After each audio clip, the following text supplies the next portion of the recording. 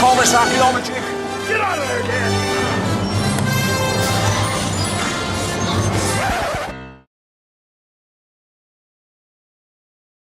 And Now our audio's live, I think. Oh, yeah. Ooh, All hopefully right. this one's doing Well, how's well. everybody doing? Yeah. Okay. Hopefully. I don't know if we That's have true. anybody on live yet, but people do watch Kind this of in like my post. weekly So meeting. You know, there you we have go. these weekly Zoom Yeah. meetings, and you can watch them Um, afterwards. Yeah. So you're clearly at home these days, Richie. How's and we're recording this on June 12th, It did, and then 2022. today Has the heat it wave hit cooled Reno off by yet? like 17 degrees, and then tomorrow it's supposed to bounce back. Yeah.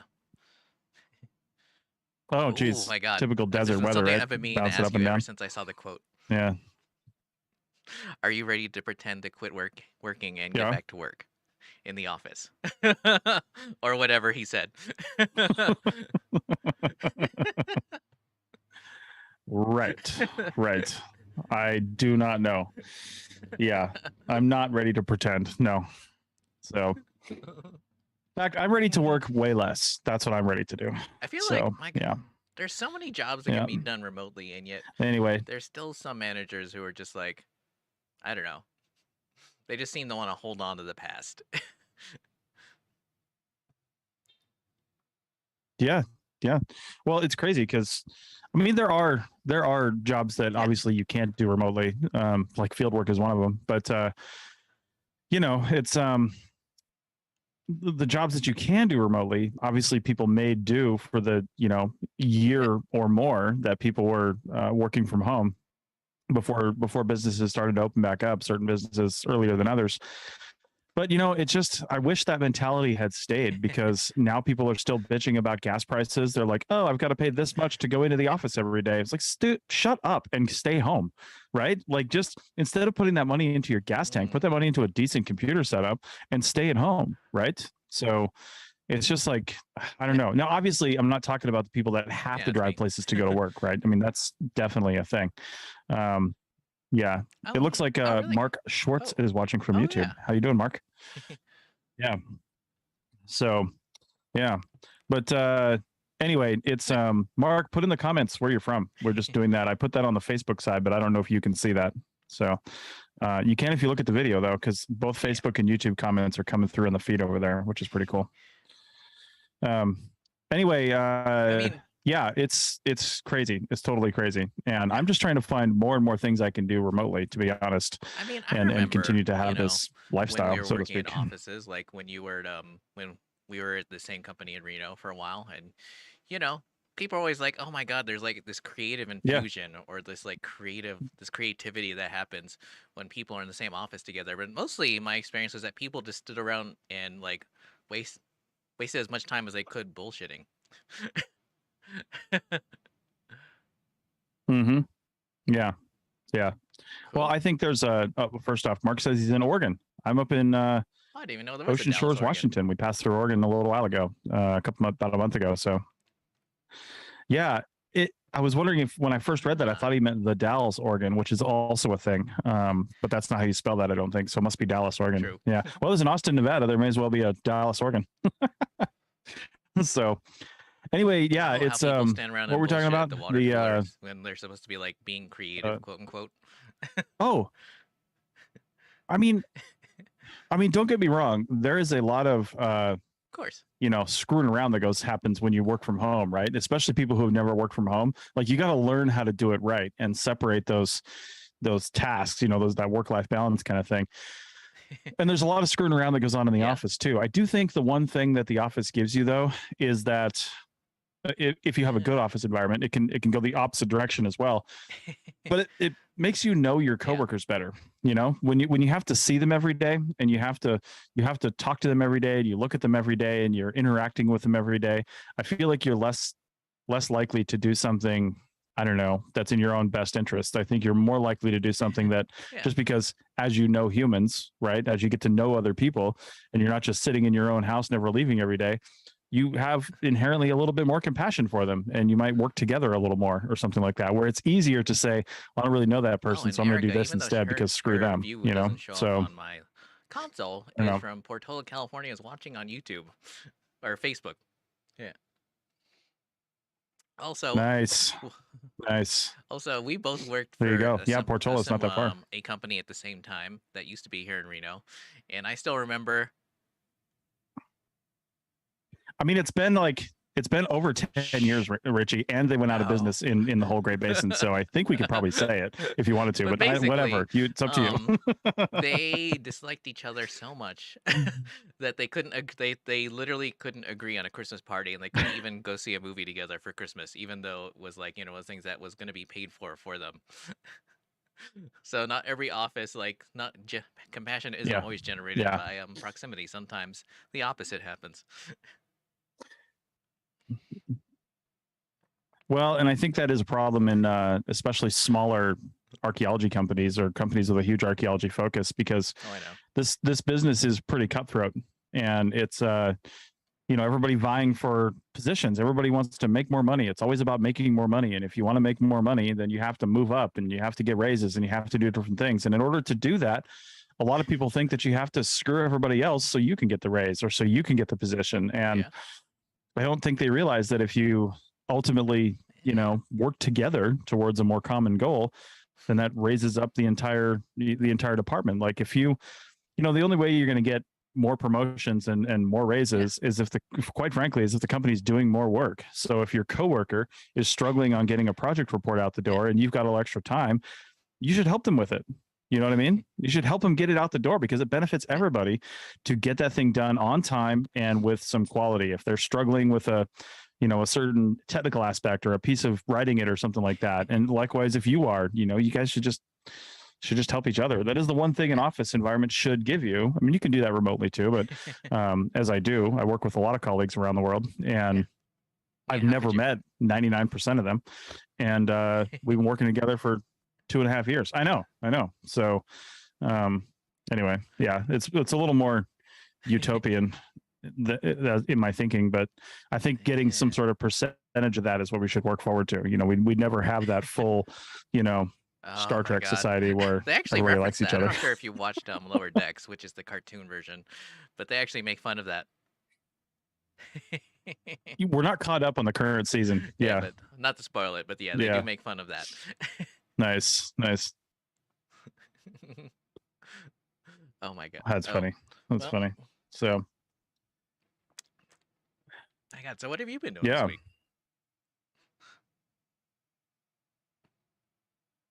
Well, just we actually on the Archaeology Podcast Network, we released a new old show. The first episode.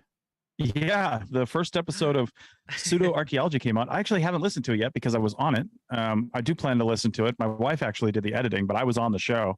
So I know what we discussed. But Andrew Kinkella, Dr. Andrew Kinkella of the CRM Archaeology Podcast and his own YouTube fame, is the new host of the Pseudo Archaeology Podcast, formerly called the Archaeological Fantasies Podcast, which was basically a brand that Sarah had put together that she still controls. This is why when she left the network a few years ago, she obviously, we didn't fight her on this. She took all her branding for the podcast. We just renamed the feed and have been kind of waiting for the right time for somebody to take that feed over.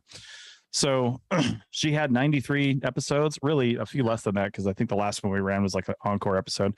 And then he pumped out episode 94. He's already recorded 95. He talks about the book, because he's also a professor at a college down in California, Southern California.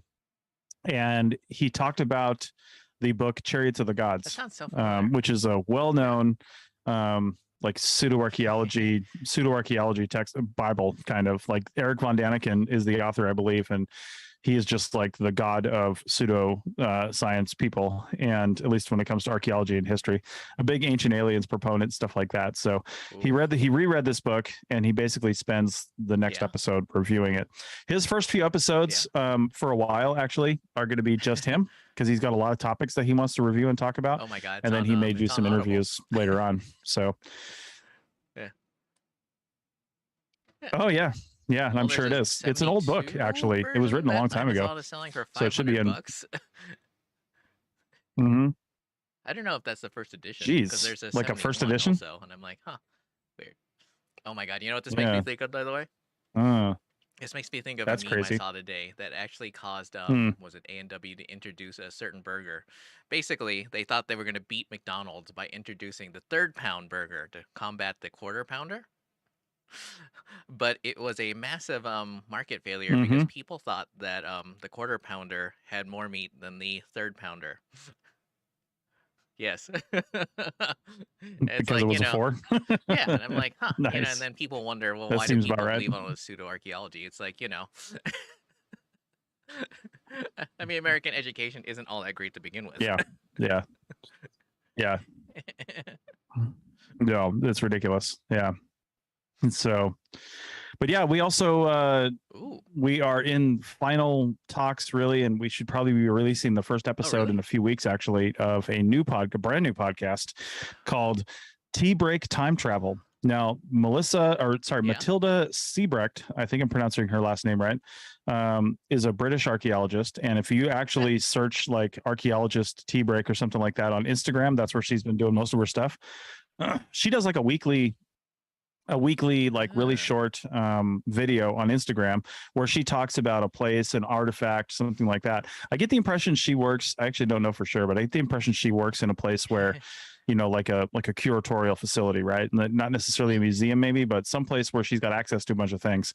And she talks about it. She'll bring a thing on, and her whole shtick, of course, is it's like tea break, and she's got a cup of coffee or a cup of tea in a different cup, and she's like, it's a tea break time, and she does this. Well, the podcast is going to be taking those concepts and expanding them out, finding guests that know about these things and talking about things related to that for a whole episode. So it's going to be monthly at first as she gets her feet wet, and then it might go to a more frequent interval. So that's going to be fun. Yeah, she's already got a few episodes recorded. We've just been nailing down some details. It's contract time at the APN, so I'm putting new contracts and stuff out, and before I can really release anything on a new show, we're getting all that sorted. So it'll probably be sometime early July that gets released. My guess is the first episode monthly will be July something. The archaeologist teacup, 3 words, all underscore, and she's talking about the podcast, I think.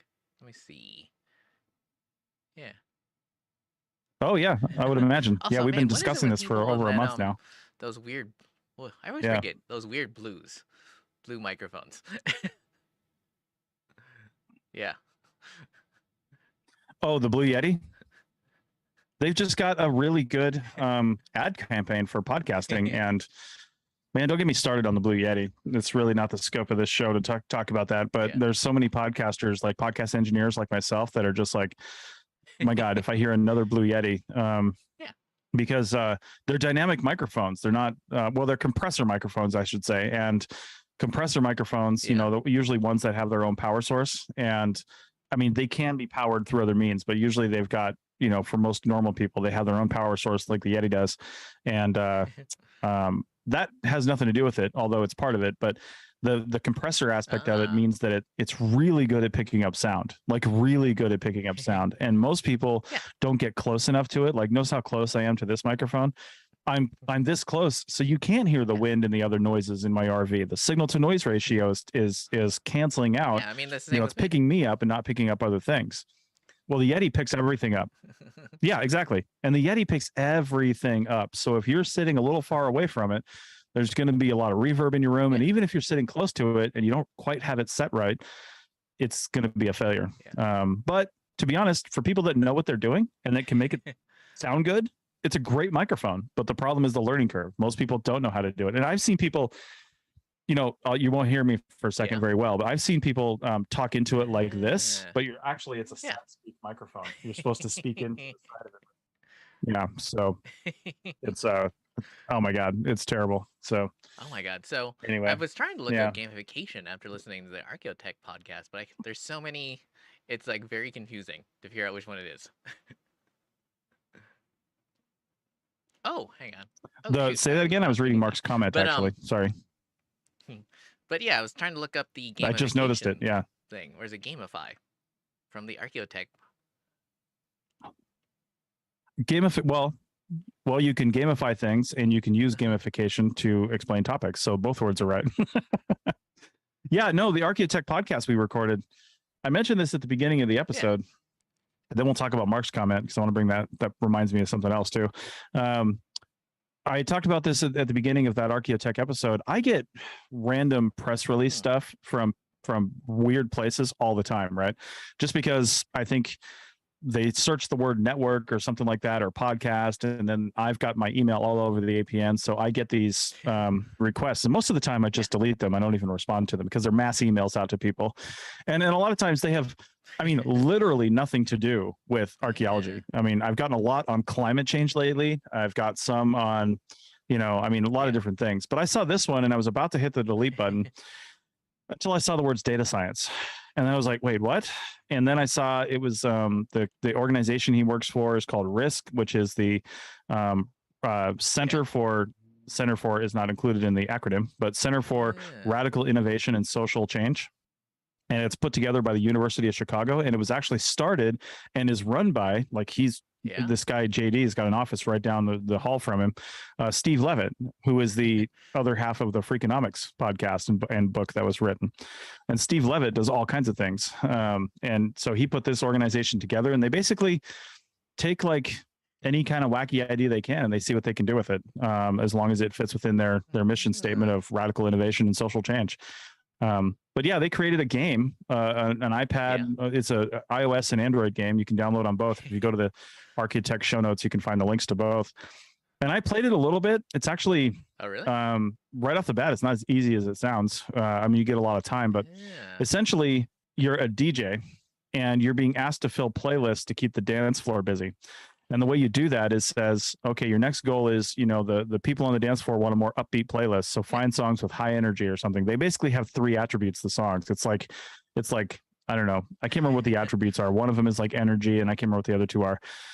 But you're trying to basically do addition. So you're looking for these attributes of these songs, and then you select up to 5. And when you get 5 songs that bring whatever attribute they're looking for past a certain mark, you beat that level. And then it goes to the next level, and you get less time and a new thing. Eventually, what it teaches you is you don't have time to sit there and analyze the results of each song. You have to know, you have to learn that, hey, if I choose this song, and it's popular music that they got in there from Spotify.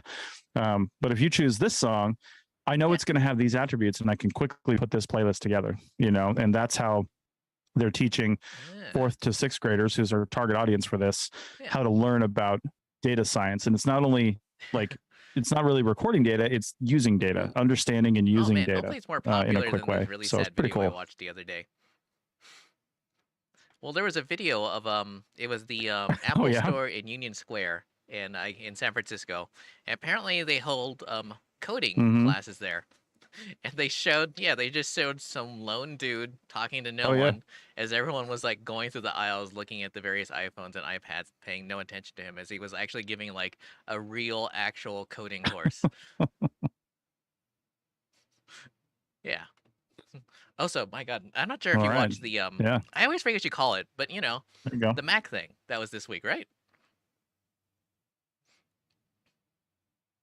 Oh yeah, I watched it. My God. WWDC. So it's called the Worldwide Developer Conference. iPhone as a webcam, a good idea or a silly idea, covering up some fundamental faults.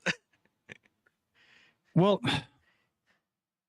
I like the thought of using one device for more things, right? Because we have too many things that we have to use. And if the iPhone can be used as an external web camera with an easy little device you could just put right on your thing, that's fine with me. I've literally always got it with me. It's like the CarPlay updates too, coming out at the end of next year. They're really massively integrating CarPlay with some other cars to the point where you can choose your instrument cluster on the iPhone. Right? I mean, you can say, I want my speedometer here, I want this over here, and I want this over here. And you make those choices on your phone or through the dash display, but powered by your phone. And it's just, I don't know, it makes sense to me. Whether or not they get it right the first time around for some of these things is another story. But I like the thought of having one thing to rule them all. Now, of course, the downside is if that thing breaks, then all your stuff's broken. But that is an issue. They're putting a lot of dependency on a single device, which anytime you put dependency on a single device, you got a recipe for disaster if things go wrong. But I also Before I think they're forget, getting more and like more if like reliable you think stuff like people are that. going to choose their So, car based on whether yeah. it allows like your Apple device to take over the screen, like say Elon Musk. Oh, really? I'm already doing that. Like I just I like we want to buy a new car, but I'm kind of delaying because I'm not happy with the tech packages that are out there, you know. So I mean, to me, you need a vehicle that fits the what you want to do with it, of course. But then once you figure out what you want to do with your vehicle, to me, the deciding factor is how long will the technology be relevant inside that car? Because to me, when you're in the car day after day, that's what you're really interacting with, and that's what I want to, that's what I want to be Plus, top notch like asking for me. Siri to turn on the lights or whatever. I don't know if it's going to get to that. Yeah, well, there you go. I hope not. The lights should just come on. I'm really irritated when I have to turn lights on. They should just come on these days. Cars with the, so actually, she has a couple of cars that have the auto on, auto off lights, and she always turns it off. Yeah. And I'm like, dude. People. Yeah. Well, there are certain generations that don't realize that when you pull your key out, your lights will go off, right? So they just crank them off. They don't leave them on auto. Oh, yeah. So yeah. Hey, real quick, Mark is talking about this project called The Docket from the Clooney Foundation for Justice. I assume that's George Clooney. I don't know. Investigating the smuggling of antiquities from the Middle East and North Africa. I've actually never heard of this. Says they're sharing their findings with law enforcement agencies. Hopes to lead to criminal prosecution. Yeah, I mean, go ahead and share the link in the notes here, Mark, because anybody else watching might take a look at it as well. Same here. I did find the link to the Clooney Foundation, so you can drop that in there. Yeah, just kind of taking a look at the website here. This, for no reason whatsoever, this reminds me, just because another actor putting something together. I've been getting hit hard on my socials for like advertising on my socials for this one thing called Autio, AUTIO, and it's basically being endorsed, and it might have been like initially funded by, I don't know if it was his idea or not, but Kevin Costner's involved with it because he's in all the ads.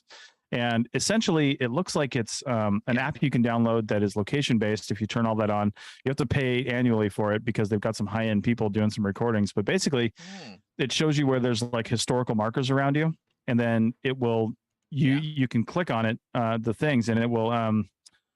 Essentially, it's somebody with a really good voice, or sometimes somebody famous, doing a reading, basically reading and telling you about. It's kind of like a mini podcast about that historical marker and the event that took place there. And yeah, it's kind of neat, actually. It's I'm going to be contacting them now that we're getting stuff in place here, contract wise, for the APN this time around, for hopefully maybe doing some advertising or affiliate stuff with them starting in July. I would really like to do that because it looks really cool. I've used it a little bit, just kind of playing around on the free trial. I haven't gone full on and downloading yet, but I might, because we drive around so much. For people like archaeologists that travel all the time, you're always in different places. As long as you're not trying to slam from one place to the next, which sometimes you are, we're the kind of people that like to stop at historical markers and either take a break or, read what's going on. And if you don't have time to do that, it would be nice for your phone to alert you that something is coming by, and you can just play it over your car stereo as you're driving. And moving. Obviously it's slightly different now, but back in the olden days, people used to treat those historical markers as like an excuse for a smoke break. And I realized that, people who smoke are thankfully becoming rarer and rarer. I mean, I still smoke a cigar here and there, but also, I remember when I was listening to the new oh god, I cannot believe I forget the name, but basically I was listening to the Andrew Kinkella's podcast this week. I immediately started looking for Archie Fantasies again, and I realized that most of their links are down.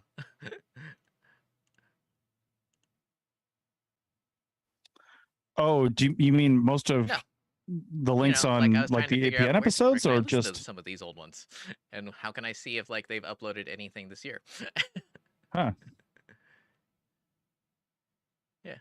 Yeah, well, the old ones you can always listen to on the APN because that was part of our agreement. So all the previous episodes are still on the APN, and they should still be in the feed for the Pseudo Archaeology podcast if you subscribe to it. So that should work. If there's a problem there, people need to let me know.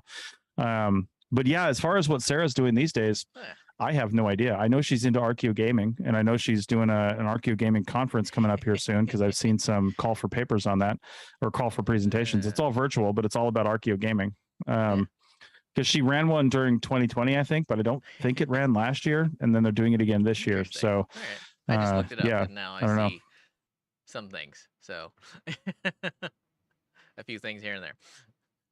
But then again, I can't really talk since my oh my god, I've been but even though I feel like I'm working less hours, I feel like I have less time.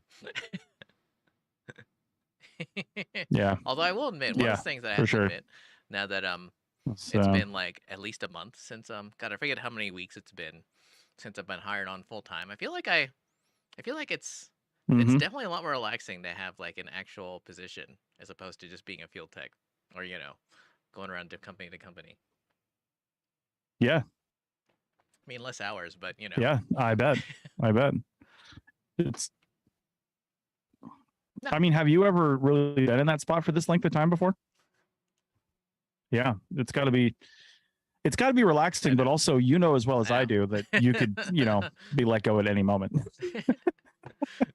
Like it feels more secure, and people really get into that security, and then they might get complacent. I don't mean complacent from like a letting your guard down kind of thing, but just knowing that hey, it'd be still really good if I had a couple of months worth of bills to pay in the bank just in case. Oh, go ahead. I mean, we all know that. Yeah. I would say we all know that company that everybody was laid off and the office was closed 2 weeks before Christmas a few years back. And, that Reno company. I mean, what was it? Yeah. Sometimes someone can be like, oh, I also have a friend named Chris, so I'm going to fire this Chris, and there'll be a new Chris.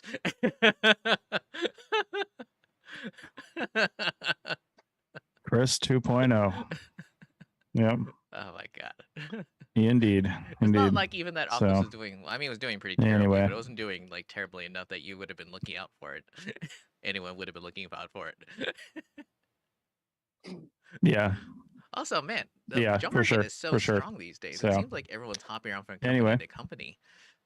Like, are you guys going to do an episode on CRM Arc podcast about maybe something aimed for like project managers on how to like take advantage of the job market, or like, maybe more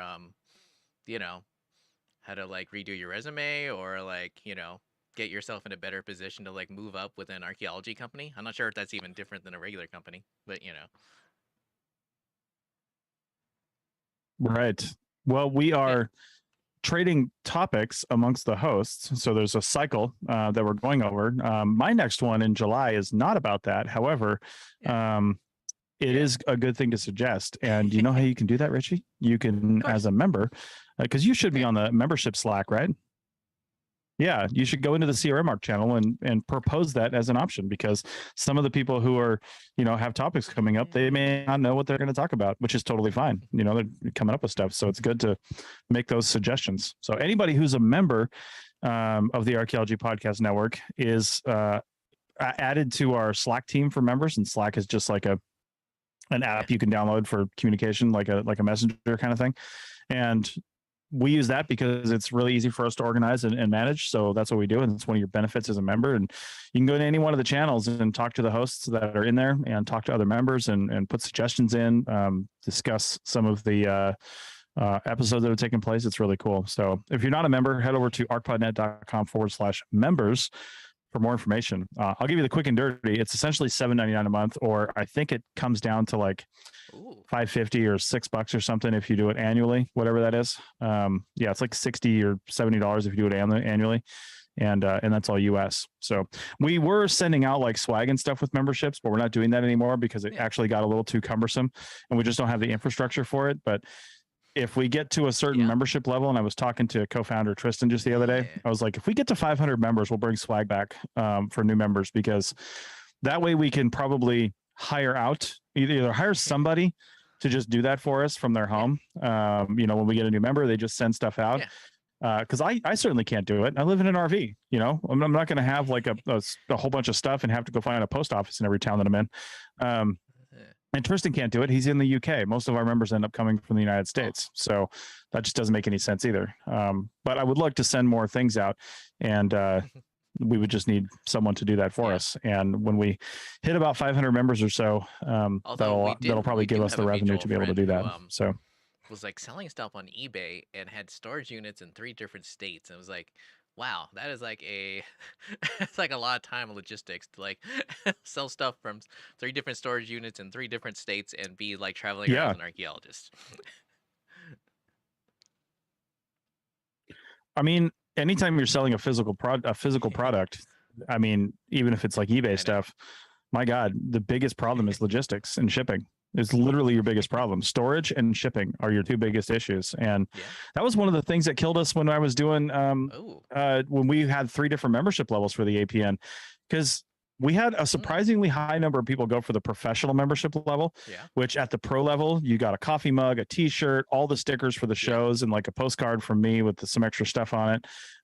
You got all these things.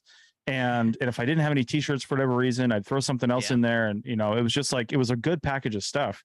And it was a box that weighed about 1.5 pounds or so. So it was over that 1 pound threshold that, you know, costs you less money if it's under 1 pound. But, and invariably, and I appreciate it, but members were coming from Canada, Australia, Germany, like different places that would just cost me like, you know, $80 to ship the package internationally. And I was just like, oh my God. And, you know, occasionally the mugs got broken, even though I really wrapped them well, they would just get broken somehow. And not very often. I actually wrapped them pretty well, but there was 1 or 2 times that happened. I had to ship another one out. But yeah, it was just sending stuff out was just such a pain. And we have enough people associated with the APN that I'd love to have, because I would drop ship like a package of stickers to somebody in any country, right? I'll do that one time. If they want to handle the new members from that country for us, you know, we'll send them all the envelopes, we'll send them all the, you know, postage, and we'll send them all the stickers. And when we get in new members, we drop that onto a Trello card or something and say, hey, we got a new person in the UK. We got a new person in Europe, new person in Australia, Canada, whatever that is. Have them do it locally. That's a volunteer job we could do. So we could probably do that for the UK right now if I had somebody that could do it. Because we probably a 25% or so of our listeners, and I don't know how much of our membership, but definitely our listeners are in the UK. So this is slightly a topic, but it just popped into my mind. I was like, someone the other day was talking about Starlink, and I always was under the impression that the RV version would like use like, you know, would use like a cigarette lighter or like a 12-volt connection. I didn't realize it was also like a house, you know, outlet sort of thing. Well, here's the sneaky thing about it that I've seen is the RV version. When they first talked about it, it's actually literally no different. And now there's talk that anybody with a residential Starlink will be able to convert those to an RV membership here in the next few weeks. They just didn't have the infrastructure to turn it over in their system. And I think they've got to do some downstream programming too that will send to your device to change it a little bit. But here's the thing.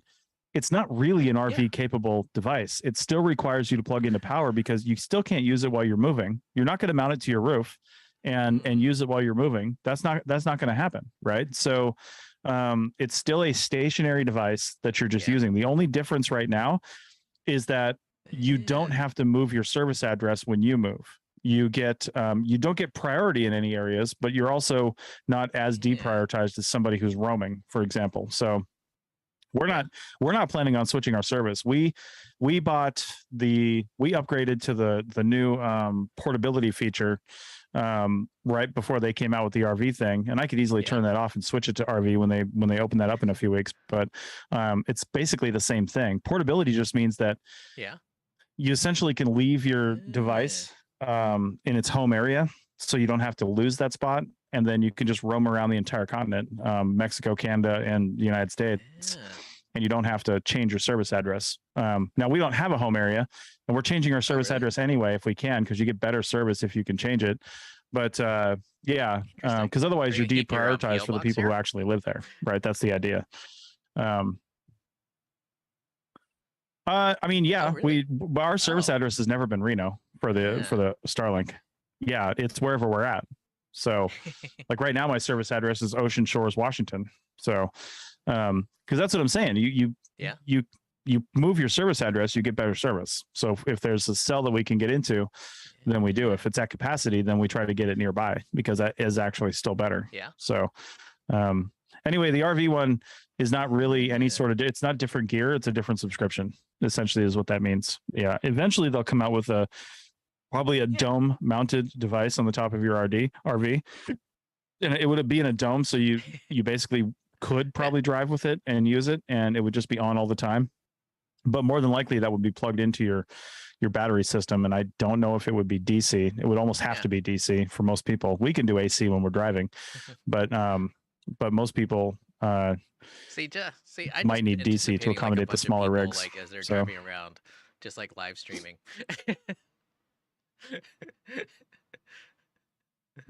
I mean, I know there's probably people that do that now because you can do it off your phone. So I feel like you'd be able to get a much more fancier, you'd be able to like interact with chat and everything. I think the big thing for me is Rachel does a lot of work while we're driving, and sometimes she just loses signal and she can't work, because her job is internet based as well, and what else is she going to do while we're driving? So she'll usually do some stuff like that. And then when we stop, we take a break. We might stop for an hour or something like that if we're getting gas and having lunch or something. The only internet that we have is whatever's off our phones and tablets. And if I'm not going to set up Starlink at a rest area for an hour. That's just not going to happen. So it wouldn't be that hard to do, to be honest, but I don't want to do it. So if it were just always on and we could use it, that would be even better. So, but the other downside to having it fixed mounted to the roof is that it's probably not going to be on something like a pole that swivels up unless you get some sort of mod for it. Because right now we've got 16 feet of interlocking poles that we bought. Yeah. In fact, you may have seen it. We bought it when we were in Quartzsite. And I usually only use 3 sections. I usually don't need the 4th section.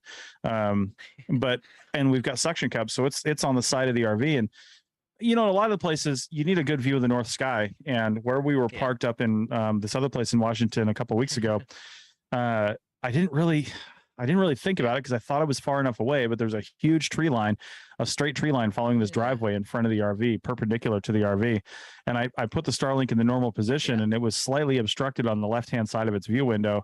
And it was having intermittent problems. And I was like, son of a bitch. So then I let out more cord and I hooked it off the back of the RV, perfectly fine. It was just enough to move it out of the obstructed view. So when it's fixed mounted to the roof, you won't be able to do that. How do you think reception for Starlink's going to be next time you go to Quartzsite? Now it's rolling out. Well, reception is really good, but congestion is going to be high. So we'll see. But they're always putting new satellites in the air, and they're prioritizing areas that have more usage, and Quartzsite's definitely one of those. So I wouldn't be surprised if there's better coverage there to begin with, but we'll see. We'll definitely see. Now, the Starlink, when we were using our friend's Starlink, when we were there right before we got ours, it was amazing. There was literally no problem, even though it was highly congested at the time. It'll be more so next year, of course. But yeah, I mean, we live streamed off of it. There were 3 different RVs there, his and ours and another one, that were actually using it to stream stuff in the evening and watch TV and stuff like that. And we were all doing it off of his dish. So, oh my God. Yeah. Speaking of Quartzsite and like stuff stuff for RVs and whatnot, I noticed that like, how can I put this? Like, there's like portable AC units for like your vehicle, and I feel like that if you've ever done a lot of monitoring in California, specifically the California deserts, that's like the dream. I mean, especially if you're like me and you're using your personal vehicle and you just can't leave it running for 10 hours a day. Well, I mean, you can, but you can, but it's like it wouldn't be practical for your own vehicle. Yeah. Well, if you're not leaving it running, but you're using the AC unit inside, like how is it powered? Battery? I don't know. Yeah. I'd have to look and it'll run all day on battery? It sounds like it. But then, oh my God, that's like so many battery powered things in my truck I already want. Like I already want a second fridge. Well, I mean, if you've got a couple of panels and even a single lithium 100 amp hour lithium battery, I mean, you're talking about $1,500 to get all that. But yeah, actually a little more, because you need the controller, a charge controller, a couple of panels, and the battery, and then the wiring in between. You're probably looking at close to $1,800 for just like one battery. But then the system is expandable, right? Then you can get another battery if you want. You can get another panel if you want. You don't have to get the stuff in between. So yeah, that's what we did when we upgraded our system, got more batteries and panels. It was not as expensive as the first install we got, because the first install included a bunch of extra stuff. So the second install was about half that price, because we didn't need the extra stuff. Speaking of 2022, like one of those things I keep thinking about is like, the other day I was like looking through I forgot what it was. I think it might have been chat about the new Toyota Sequoia, which is their 3-row SUV, and people were like, oh my god, how can people afford a $500 payment on a car? And it's like, someone's chiming in, it's like, well, that is like the base rate.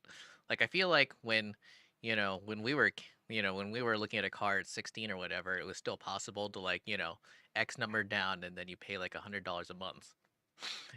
And nowadays it's like $500 a month plus. And now I'm thinking, I wonder how many field techs still like still feel like they can have a car. If that makes any sense. Like, because like you need a reliable car for this job. I'm like, is that really realistic at the prices that companies are paying? I think the difference is in the cars between then and now is there's a lot more cars on the market, right? So if you want $100 payment with $5,000 down, you can get that, but you're getting a stripped down, $16,000 Kia. You know what I mean? Like, that's what you're getting. So, I mean, those cars still exist. They don't have any options, or they have more options than they did 20 years ago. But, like 20 years ago, you'd be rolling your windows down, and, you wouldn't have automatic door locks. Now that comes standard even on cheap cars, right? I don't know if any car on the market comes with a roll down window. Like, I don't even know if that exists anymore. Yeah, right. Because it's like, it's almost like they'd have to spend more money to not give you that, because everything comes with that option. But yeah, I think you can get that car. It's just, I think our tastes have changed, right? Like, these people that are coming into archaeology and saying, I want a car. Well, their parents are driving $80,000 trucks, and they're like, well, I want one of those. Well, yeah, you're going to pay $900 a month for that truck too, after putting 20 grand down. Because, I remember, so depending on the company, like, it was like if you asked for like a company truck or rental, it was just a hard no. And now with gas, like in some places approaching like where I'm staying in Mammoth, it's like it's over $7. It's over $7 a gallon. And for the first time ever, I'm like, actually thinking, even though my god, logistically it'd be a nightmare to like either get a company truck or a rental, and I'm like,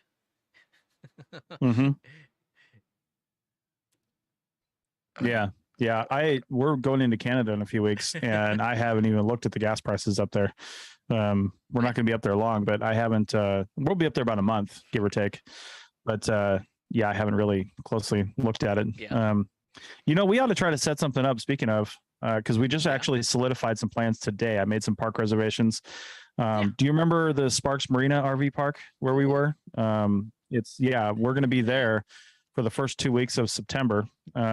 Actually, August 28th, I think, is a Sunday. Whatever that Sunday is before September, we're going to be there from there. And then we're going to be until 2 weeks later on like September 11th. We're still going to be in Reno, except I'm moving up to Stead Airfield. I'm moving up to the Reno Sparks Airport for the air races. So we've got a parking spot up there for the week of the air races right on the field. And then we'll be back at Sparks Marina for the week after the air races. So we're going to be in September for like 4 weeks in Reno. So we should see if we can plan, because I don't know how many people either listen to this show or follow our socials. We might be able to put something together if the Reno Collective is open for it, if they're allowing other people in, we might be able to get that space and do kind of a live event or something. I'm not sure if that'd be you've fun. seen this on your Instagram, but one of the things that pops up my Instagram all the time is like, there's so many more co-working spaces here in Reno. It's kind of amazing. Yeah. It kind of worries me a little bit for the future of the Reno Collective, because I really like the people that are there, but to be honest, they don't they bought this really cool space, but I feel like they're somewhat limited by its shape because it cost them a lot of money to change the shape. And they did do some pretty heavy, like you haven't been in there probably since they remodeled the inside area right in the front door.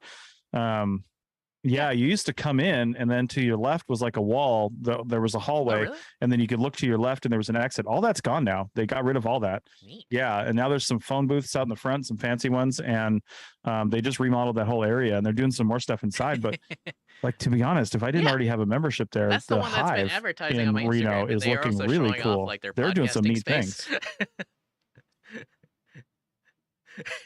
Yeah, well, I helped them put together that podcasting space. That's the one thing I kept forgetting.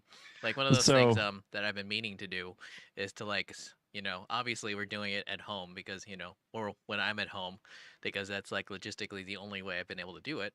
But finally, let's see, I got an audio setup that I can finally use on the road. Yeah. Yeah, so hopefully Nice. future coming weeks we can look There you forward go. to, like, There you I go. mean, it depends. Like, if my schedule keeps on like this where I'm just home on the weekend, then it won't even matter. But yeah. Mm-hmm. Yeah. Nice. So what's up next for you? You got any? You working on always, any but then, videos or my anything? God, any editing taking place? Well, that's the thing. Like, my God, like, Now that working you're a around, 9 to 5er? like, right now, after we're done with this, I've still got like a report. I guess I shouldn't call it a report, but an update to turn in, and then I've got to start on other paperwork, and then by the end, then by the time I'm like done, I'm like, eh. Mm-hmm. Yeah, I hear you. So I'm talking about Yeah. just talking to my wife about this earlier. I'm really thinking soon about switching my whole schedule around because I've got 2 European clients, and I'm probably getting more here soon. Oh. It's really hard for me to work with them, and I'm thinking about moving my schedule around to where I go to bed about 7, 8 o'clock at night and get up at about 3:30, and basically start my day at 4, because that gives me European afternoon is what that gives me, and it gives me East Coast morning and early afternoon, and it gives me West Coast morning. So the only thing it knocks out for me, which is a little unfortunate, is Australia, because I still need to talk to people in Australia several times a week. But that I can work out because I wouldn't be. It's never after 8 p.m. My time, so I would just have those meetings before, like I would. It'd just be my evening, so that's fine. Into something But yeah, that I've been doing. Like, it's a long story, but when I was growing up, my dad was like a night owl, and he always had like a big meal before, like, like late at night. And so I pretty much followed the same thing. And my mom always got up super early in the morning, and like past a certain point of the day, she just wouldn't eat. I mean, she would like, she'd like have dinner and stuff, but do like a light dinner. Like, her main meal was basically lunch, if that makes any sense. Yeah. And so I was thinking, man, like, I really need to start getting up earlier so I can like get more stuff done. And so I literally just switched. Like, right before this podcast, instead of like normally, because like normally I had a big steak in the fridge, and normally I would have cooked it right after this, but instead I just had it before this. And I have to admit, it makes going to sleep earlier a lot easier. Nice. Yeah. Yeah, I could see that. Yeah, if you're I don't know, it depends on where you get all your work done though. Like, if you're the kind of person that can get work done late at night, but then you don't have to get up super early, like my wife is like that. She could work up until midnight, 1 o'clock, and then she'll sleep till 8:30 in the morning, but she's okay with that, right? No. You can't anymore. No. Yeah. Well, you need a remote working job. You need to get yourself into something where you also, you can do that. So yeah, you have to see if any project manager spots open up at that company, and you can remote work from there. How many, like, I first heard it from you about intermittent fasting, but now I feel like I can't tell if it's just because I'm like listening for it, or because it's just becoming more popular. Which we should probably explain what that is. I don't know. Yeah, we do it. We do it most of the time.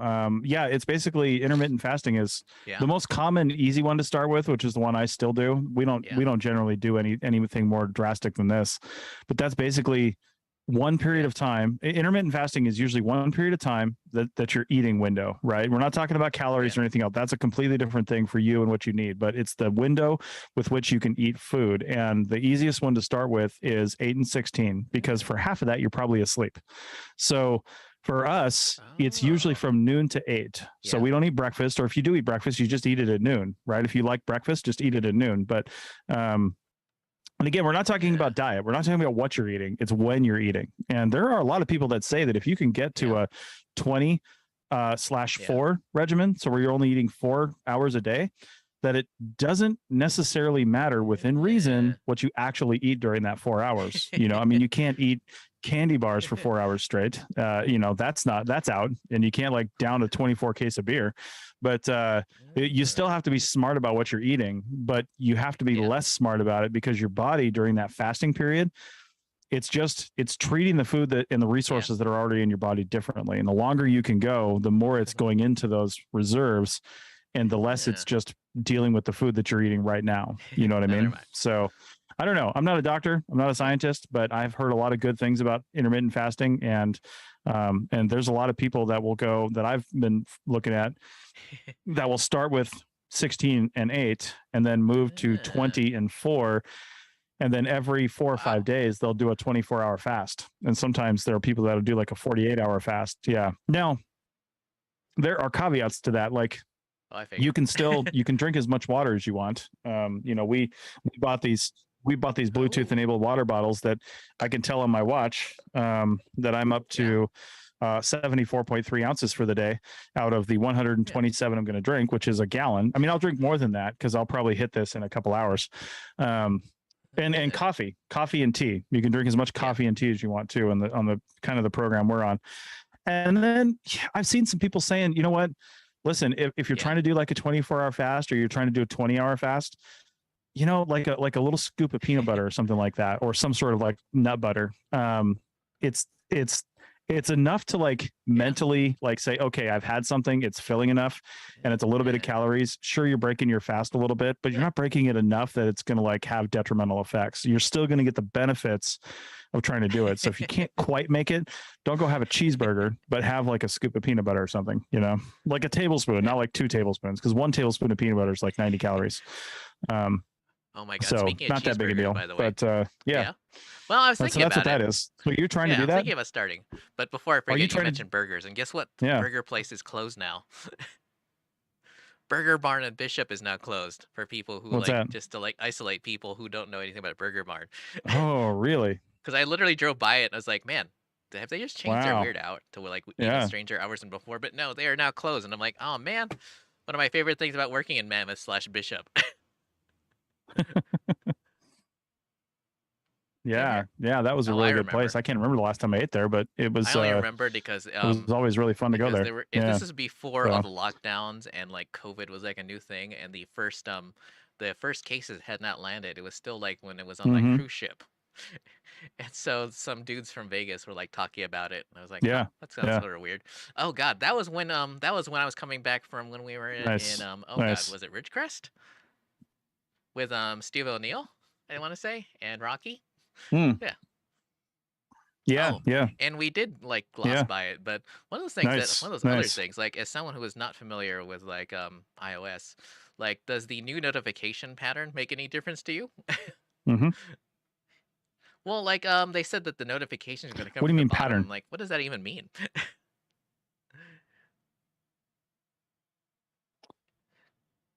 Yeah. Actually, that would be a lot more handy to me. I do remember seeing that now, because I don't know how many times I have been trying to do something and tap a cancel button or a done button at the top of my phone, and a notification comes by and I hit that instead. It seems like it happens many times out of the day, because I'm using my phone a lot, right? There's a lot of stuff I do on my phone. And it seems like in Apple, and I don't know if you remember this from like your iPad, because I know you have an Android phone, but in Apple, if you're in one program and you switch to another one for a period of time, a lengthy period of time, probably until you close your phone and open it back up again, there's a little back button. It says the name of the app and a little arrow, and if you click on that, you'll go back to the previous app you were in. There's other ways to do it too. You can do it in other ways, but that's always there. And I use that quite a bit. Like if I'm in Mail and I need to open something in Safari, I just click on the link, it opens Safari, and then I can easily just go back to mail by pushing that button. And I swear to God, I don't know how many times a notification or another email's come through and I click on that and it takes me completely a different direction that I wasn't expecting, because There's like no you can't pull your finger back to, like, once you're pull on the up way. all the apps So you use that are currently open. well, yeah, for sure. But if I just want to go back to the one I was just using, there's two ways to do that. I either click that little back button, or there's the bar at the bottom of the screen and I can slide that over and that will take me to the previous app as well. But more often it's an easier gesture for me, because I'm left-handed and it's in the upper left-hand corner, to just use my thumb to hit that button, right? That's just an easy gesture for me to do. For other people, they may have another way to do it. Like if you pull up from the bottom of the screen and hold, you can see all the open apps and you can go to another one as well. But that takes longer. I'm not used to doing it. You know, I like the back and previous app button, and oh my God, every single time, every time. So, hey, before we're done here, I wanted to ask you, because in the 10, 12 years Rachel and I lived in Reno, there's a place that we never, ever went, and we're putting it on our schedule right now if we can get a campsite, because they don't release spots until 6 weeks before that spot opens. But yeah, there's a window. Great Basin National Park. Yeah, we haven't either, and it's because it's so out of the way. It's like in the middle of nowhere. You have to intentionally be going there. You don't drive past Great Basin National Park. You have to want to go there. But the lower, there's like 4 campgrounds, and there's 2 that'll take RVs, and the lower one of the 2, there's one called Lower Lehman or whatever, and Upper Lehman or whatever it is. Yeah, the lower one has RV spots that are like pull through up to 80 feet in length, which is really cool. And but yeah, the reservation system is 6 weeks out, so you can only book as a maximum of 6 weeks out. And we're looking at going there between Reno, and we've got to be in Albuquerque, New Mexico on October 5th. And so when we leave Reno at the end of this month and on the way to Albuquerque, we're going to take 50 and go all the way down. We're going to go to Great Basin National Park, hopefully, and then maybe hit a couple places in Utah on the way over to the Four Corners area. Probably see Mesa Verde for the first time. I've never been to Mesa Verde. And then down to Albuquerque for this event we're going to, and then we might go back up there after that, because we got a few weeks to kill before we have to be in Austin at the end of October. So Austin, Texas. I can't believe I have asked that. So we're going to the I know, right? No, we're going to the Formula One race again, like we did last year. So I feel like I've asked you this before, but maybe not on the air. Like, do you and Rachel watch that that reality TV show that has gotten a lot of people in the Formula One? That's pretty much what got us into it. I watched it while I was at the Northwest Anthropological Conference in my Airbnb back in like 2018 or something like that. I started watching it, and then I was like, oh, Rachel's never gonna like this show, and I only watched a couple episodes because I was at a conference, and then I got home and I was like, oh, I was watching this show, and I was like, can I watch another episode? And she was like, this is amazing. And then we started watching Formula One, and now we pay $80 a year for the Formula One app so we can watch it. I mean, we just got up early this morning and watched the race from Azerbaijan, and it's is it wrong that they're gonna be in Canada this weekend, next weekend? That popped in my mind was Borat. I mean, I know that's not the country he's from, but you know. Nice. Yeah, I know what you mean. Yeah, it's one of those Eastern European countries that you're like, what the hell? They're all kind of the same. Although I had to kind of look it up. It's on the other side of the Caspian Sea, and it's really? It's way further over than I thought it was. It's crazy. It's like north of Turkey. Yeah, I didn't realize it was that far east, but yeah, it looks like the city that they do the race in, Baku. It's a street circuit. It's a really cool city. It looks really like someplace I want to visit. That'd be really awesome. An RV overseas and go traveling around there. Maybe. It wouldn't be. It's a thought. Like I said, with all these European clients, if I get enough of them, we're actually considering spending like 2023 if they come in soon enough in Europe. And since we couldn't spend all that time in one place because the company I work for is out of Australia, they're not going to give me a visa to live somewhere in Europe. They can't even do that because they don't have a presence there. We'd have to bounce around because in most European countries, the longest you can stay is 90 days without a visa, on a tourist visa. Comparing different European RVs / camper vans as you're going around. Yeah.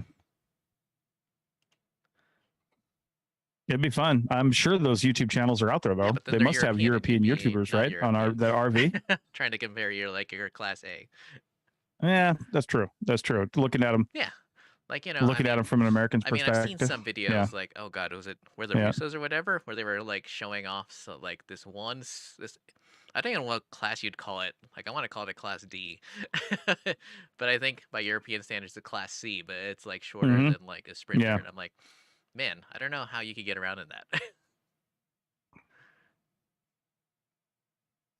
I might have to move my VPN on my computer over to like, Belgium or something like that, and then start looking at ads for camper vans.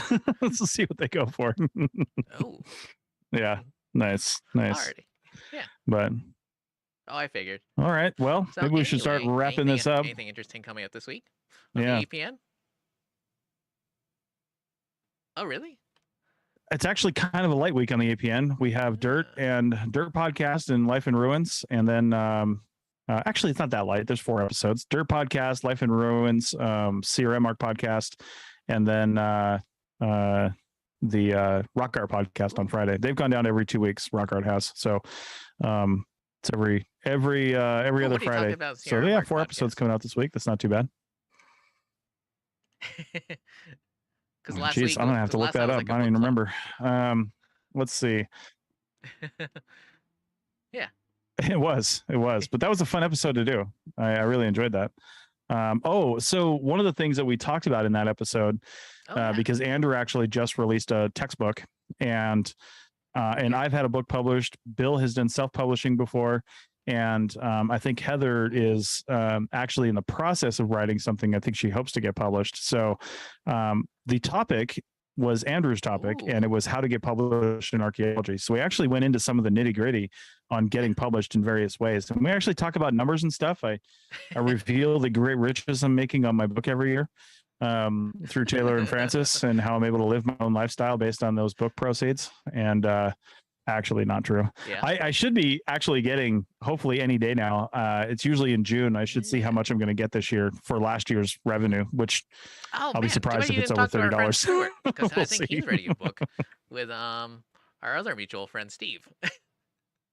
Yeah. Yeah. Oh, man, we should have him back on at some point. Hopefully his internet is a little better than it was last time. I mean, I would hope so. Yeah. So you're basically working middle of the week. Are we gonna be able to do this next weekend? Technically, to qualify as full-time hours, I still need. They only have to give me 32 hours. So, I'm working Wednesday through Friday, and then driving back, and it only takes me from Mammoth. It only takes me 2 hours, 2.5. Yeah. So we'll definitely be able to do this next weekend. And even if we can't, like I said, I now have a Zoom. I now have the new generation of Zoom recorders that actually acts as a USB interface.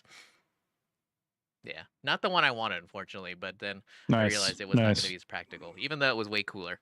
I'm not sure if you played around with any of the new generation recorders that uses 32-bit float, but that's what I really want at some point. Yeah. Well, I think my H6 will do that. I'm not really sure. Audio. That makes no sense. So you never have to set audio levels ever again. You just plug it in and goes, and then no matter how quiet or how loud anyone talks, you can always bring it down or up. Yeah. And the one I wanted, there's not even any, that's really cool. There's not even a way to adjust levels. You just plug in your mics and then do it in post. Oh. But I got another one. Yeah, right. Anyway. Right. Well, I'll tell you for the next couple of weeks, we are actually driving on Wednesdays because that's just how the camping schedules worked out here. So we should be good for some weekend recordings. However, in early July, I think it is. Yeah, first weekend in July, we're starting back into driving on the weekends for a while.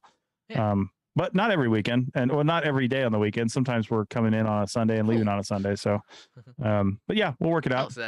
We don't like to drive too far, so we should be able to still do it. Well, yeah, kind of. We're here all the way up until we'll be back up in the Seattle area through July 9th, I think it is, or something like that. And then that's when we go to Canada. So we're going to Canada that weekend of, like I said, I think it's July 9th or something, we go to Canada, and then we'll be in Canada until the end of the first week of August, where we go back down into Montana. And then we start making our way through Montana. We're going to swing by Yellowstone and then make our way to Reno for the end of August. What's so, his name? yeah. The host of the CRM Arc podcast I haven't heard in forever. I know, right? I hope so. Yeah, that's one of my goals. I've got 3 other friends up there too. I actually know 4 people in Calgary, and we just booked a week in a park in Calgary on the west side of Calgary. So I hope to be able to meet up with all of them. Yeah, I'll go on a bike ride with him. I'll take my e-bike and he can take his road bike, and we'll see who wins. So yeah. Yeah, and then you can join all the other outdoor should be fun. Should be fun. YouTubers I keep watching from like that part of the world. Yeah. There you go. It's a cool place. So yeah. All right. Well, guess that's about it. I think we'll probably see you next week, probably around the same time. If I had to guess, this is a good time for me. Bike ride in the afternoon, but not so all right, cool. early that like I'm like not have no energy. Well, it's always sunny in Reno. I don't know what your sunset is there, but sunset here is like 5 after 9, so it's like 9:05 here. As a cyclist, I prefer not to get run over by cars. Yeah. It's usually not a good plan. All right. Yeah. So, all right, man. Well, sounds good. And thanks everybody for listening. That tuned in a couple times, and those of you listening in post. So, yeah. Alrighty. Yeah, for sure.